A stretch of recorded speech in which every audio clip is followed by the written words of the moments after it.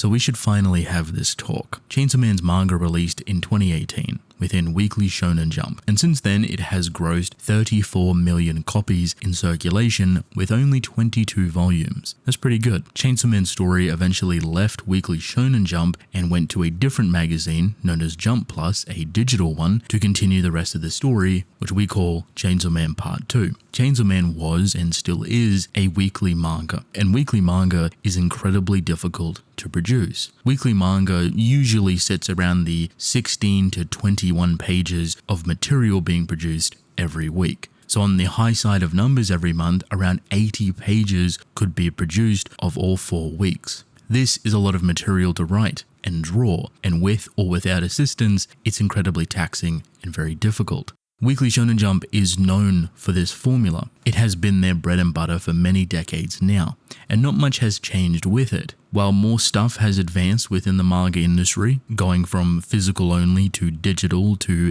drawing and artistry becoming more common, to even using game engines to design full worlds so artists can draw and take inspiration from, a lot of stuff has changed. More tools have been implemented, more things to make the experience easier, and the manga industry definitely took it on the chin. Want to see something cool? I have a Patreon with a free weekly manga podcast talking about all of these amazing stories and a way for you to support me directly if you feel inclined. I greatly appreciate it. But I also have a brand new podcast channel. Link is in the description. Please go and subscribe. The weekly manga podcast will be updated there at the end of every week. Thank you for your continued support. It seemed at the beginning that a lot of people weren't really happy with the move to digital manga and using digital equipment, only drawing digitally, but over time, they've seen the convenience and the professionalism of it. You're still producing incredible content, you're making things easier for yourself, and so far, it's become the norm. Digital artistry and artists are an incredible thing. Still, people draw physical manga and they release in physical magazines, which Weekly Shonen Jump was. They produce a physical magazine every single week within stores. Even if your story's digital, they will print out those copies and put it in the magazine. This is to give you a simple idea of how the structure of weekly manga works. What you should understand is how it's written. If you're writing a weekly manga story, then your story is going to adhere to the weekly experience, which means that you want to write in a way that is acceptable for the weekly experience. Now, this isn't a hard rule that one must follow. It's actually been eased up on over the recent years, but because Weekly Shonen Jump is a weekly magazine that is providing a weekly reading experience for people in stores, that is what they're going to adhere to. What this means is that you tend to create a story that can be read weekly, and you will write that story in bite-sized pieces weekly. This makes sense when you think about it. You leave cliffhangers for the end of the chapter, or have character interactions spaced out for that weekly read, or it's paced to the intention of reading it weekly. Chainsaw Man originally was very good at doing this. When it was published in Weekly Shonen Jump, it had a very fast pace to it, but it explored a lot of things in great detail. To put simply, it didn't really linger. It made its usefulness of all the things that were vital or important to the story, while keeping its fun, chaotic goofiness as its centered value. People really enjoyed this pacing of Chainsaw Man, and it was one of the main draws of what made it exciting to read every single week. Now, each story and each author is going to have their own little bit of style to the weekly experience. And what I said before is that it's not a hard rule. It doesn't mean they always have to adhere to the weekly reading experience. If you're telling a really long arc or having a really long conversation or a really long fight, sometimes you can just split that up. It's not the end of the world. You're still keeping that momentum. You're within something that people will want to keep reading, even if you don't emphasize the weekly. This can actually spiral into a completely different category of writing, which is volume writing, where a lot of weekly authors will actually subtly write to a volume experience, making sure to end big arcs, moments, character reactions, or cliffhangers, not only within the weekly read, but also within the volume. Again, it's not a hard rule, it's dependent on the author, but if they're going that far, it's definitely worth the appraisal. This is a really difficult thing to do. You're writing a story that must be digested a certain way, and if it isn't digested that way, it still has to be enjoyable. This introduces us to Chainsaw Man Part 2 and its weekly problem. Tatsuki Fujimoto, the author, is a phenomenal writer, but he's not a weekly author. While he perfected his storytelling in Chainsaw Man, he also experimented originally in Fire Punch. Prior to that, he had a bunch of lengthy one-shots told in a variety of different ways. Between Chainsaw Man Part 1 and Chainsaw Man Part 2, he released 2 one-shots that were incredibly experimental and paced very beautifully. Now, while all of them are paced differently, they're short, closed-off stories. They have a start and they have an end point that's easy to write to. I mention all of these things to show the experience that Fujimoto has. He knows how to write and pace his storytelling in a variety of different ways. Weekly is one of the hardest, being mentally, emotionally, and physically demanding. However, like I said before, Chainsaw Man Part 2 was in a different magazine now, a digital magazine that is known for allowing authors to take more breaks. When the fan base learnt about his jump to this magazine, which was rather surprising to split up your story from Weekly Shonen Jump to now Jump Plus, 1, the jump is impressive and crazy that it was allowed to begin with, and 2, naturally you think he's going to write a little bit differently now. He's jumped magazines because he doesn't want to write the weekly experience. He wants to have more breaks and take time with his story. This would not be the case. And something else has happened that has created one of the most unique reading experiences that can be easily detrimental.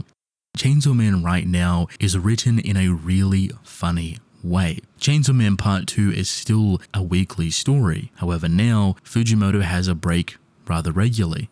The difference is that he's no longer writing to the weekly experience. He's writing a story that is entirely volume-based. And it's a weird thing that I've never really seen done before. To clarify, I don't think this is a mistake of his experience or understanding or how to write a weekly manga, because clearly he's done it before. I think this might be the lesser of both evils.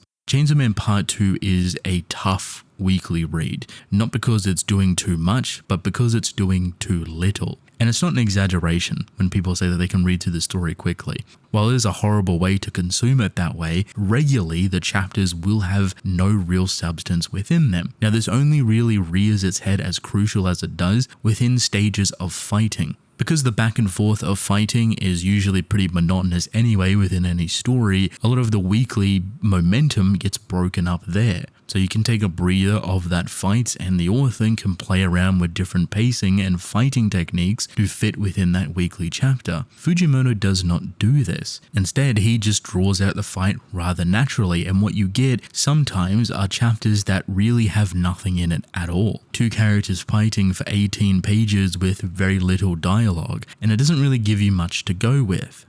Now, it is not the end of the world, but it does raise the question of why. This is not a mistake he just makes occasionally, it's something that he does purposefully rather often. And I think it comes down to how he's actually writing Chainsaw Man Part 2.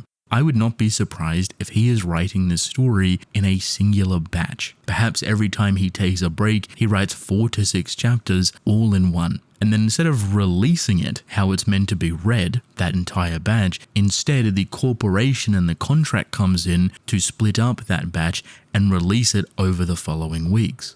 The reason I say this is because the consistency of these very simple chapters that end up circling back on themselves with really nothing happening at all reads really well in a volume. It's not difficult to read or bad because nothing's happening. It's difficult to enjoy because it's not adhering to the weekly experience, which is how he's publishing. And at this point, I don't think that's actually his choice. You leave Weekly Shonen Jump, the most popular weekly magazine that you're successful in, to go to a place that is known for giving authors more break and have very flexible schedules, only to continue posting weekly with now a 1-week break. But now you're not even writing the story to the weekly experience, but instead now you're writing it to the volume. That batch that I feel like he writes is specifically meant to be read as that batch, because the biggest recommendation I can give people is to go back and read the volumes, and it is a night and day experience. Everything is paced extremely well and you flow through the volume really naturally. It's actually insane how much of a difference there is to volume reading with this design and the weekly experience that Fujimoto is currently giving. So while it may not even be his choice to do the story this way, I feel like he's definitely torn between the struggle of weekly writing and drawing, because it is very difficult, and the pressure of the corporation or contract behind him with Chainsaw Man. On the legal side, wanting to continue the weekly success that Chainsaw Man has already experienced, releasing alongside a successful anime, a season 2 that's on the horizon, and a very successful movie, and an industry name that is growing larger by the day with Look Back, it's anime, it's movie, all of his one-shots got animated, so Fujimoto has become a household name. And the story that you can buy right now is Chainsaw Man. But that sounds corporate, and perhaps not what he even wanted to do when he chose to move magazines. Maybe it was the lesser of both evils, forced to do these things while getting a bit of a break and writing the story however he wants. The way he is writing Chainsaw Man fits better as a batch read. So if you took 4 to 6 to 10 chapters potentially, wherever he's starting and wherever he's ending, and just released that all at once, the reading experience would be exceptional. But then he would take longer breaks and it would take more time for him to draw. But you would think with the success of someone like Chojin X and Sue Ishida, someone that does not have a schedule, that maybe this could be possible for someone like Fujimoto who's incredibly popular. Surely corporate can look at that and be like, okay, you're going to make money regardless for us, we'll give you more time to draw, more time to take breaks, and more time to experiment with your story that isn't shoveled down a weekly funnel. But yet, here we are. We're still getting shoveled down a weekly funnel, but the story is not adapted to that weekly funnel because Fujimoto is trying to keep his head above water. It's hard for me to believe someone as experienced as Fujimoto, with all of the different works that he has done, is struggling to write a weekly story. It does not seem like that at all. This is all to say that one day I hope Fujimoto can tell a story at his own pace, because I think that would be the best experience for him. Similar to Chojin X and Sue Ishida, again unscheduled, he would fit perfectly within there.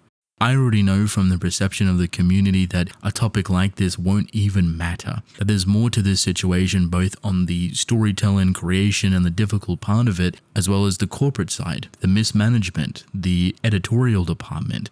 You would think all of these better things would happen with him changing magazines, yet he's still stuck in the exact same place. Of course, this is me giving benefit of the doubt to Fujimoto and his writing experience, because maybe he just isn't good as a weekly author. Maybe he had a really good editor back in Chainsaw Man Part 1. I don't know. The only thing that I would want is for Fujimoto to create the story that he wants to tell at the pace that he wants to tell, because I've seen authors do it and it is genuinely the best experience, both narratively and artistically. When there's no corporate involvement, but they're still making their money, just not as much as they would like to, you get a story that's so beautifully told and drawn with so much passion than anything I've seen before. And that's only capable when it's unscheduled, when authors are allowed to breathe and create their story at their own pace. It may not be a profitable business practice and the worst thing that they could even try and push on the authors, but let's be honest for a second, if you took retired popular authors, they can sell stuff just off their name alone. You get enough of those popular authors to have unscheduled stories in a certain section of their magazine, you will make money. You will still be successful. Chojin X is still successful, and while it would be more successful if it was a weekly story, it would be harbored as an experience. We would not have Chojin X as a story if it was weekly. It would not be the same thing. Narratively, artistically, emotionally, maybe that's the exact same thing that Fujimoto is going through now with Chainsaw Man. That this is not the same story or created with the same vision as Chainsaw Man Part 1, but something else entirely that he can't really escape from yet. At the end of it all, I hope he's happy, I hope he's healthy, and that he's able to end this story his own way on a bang. He deserves that at least.